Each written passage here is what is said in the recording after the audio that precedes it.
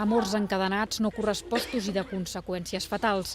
Aquest és el punt de partida d'aquest Andromaque, amb tots els elements propis de les grans tragèdies clàssiques.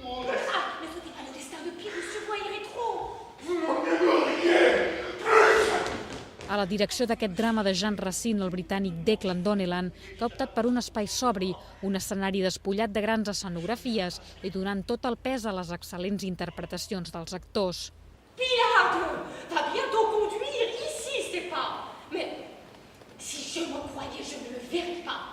L'espectador es trobarà una gran obra de la literatura dramàtica universal, com és Andromaque, de Racine, un autor que encara no havia entrat mai al Nacional i ens entra en la seva llengua original, en francès, i amb una direcció esplèndida, sòbria, concisa i que redueix tota l'acció als seus actors. Per tant, és un treball de text, d'actors, de grans actors, i amb aquest vers alexandrí de Racine que sona en la seva llengua original.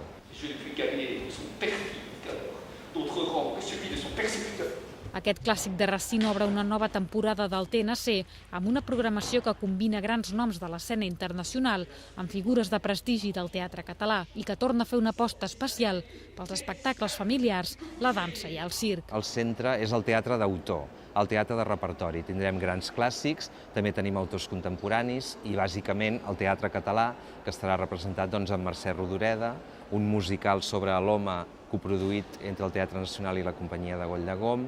Tindrem clàssics com Gorky, com Bernard Shaw, García Lorca amb la Casa de Bernarda Alba. L'oferta és prou heterogènia per intentar fer que tots els espectadors trobin alguna proposta que els interessi. Després d'Andromaque, la setmana que ve arribarà un altre dels plats forts de la nova temporada, Sombreros, el nou espectacle de dansa contemporània de Philippe Decouflé. Déjà, sur le fils, attirer la colère.